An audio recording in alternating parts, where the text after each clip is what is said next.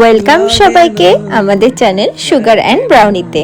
চলো আজ তোমাদের দেখিয়ে দেবো আমি বার্থডেতে কি কি গিফট পেয়েছিলাম।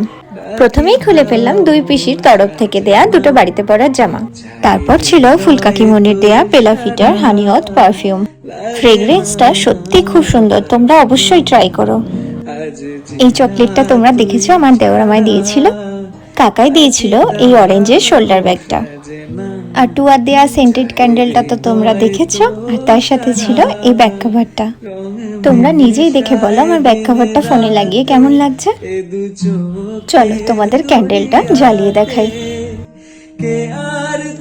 আর যেটা সব থেকে স্পেশাল গিফট বাবি দিয়েছে, তার জন্য আমরা রেডি হয়ে নিলাম, বেরোবো।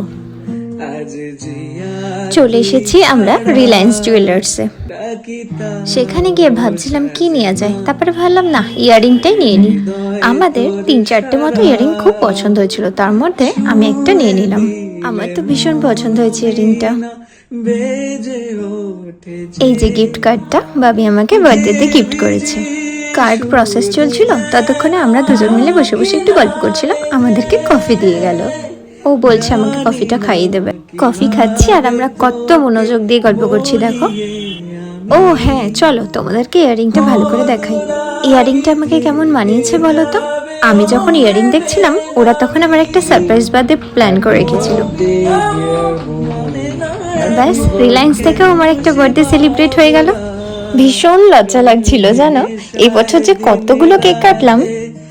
এই যে আমার দেওর ক্যামেরার সামনে আসতে লজ্জা পাচ্ছিল, কেক খাইয়ে দিলাম।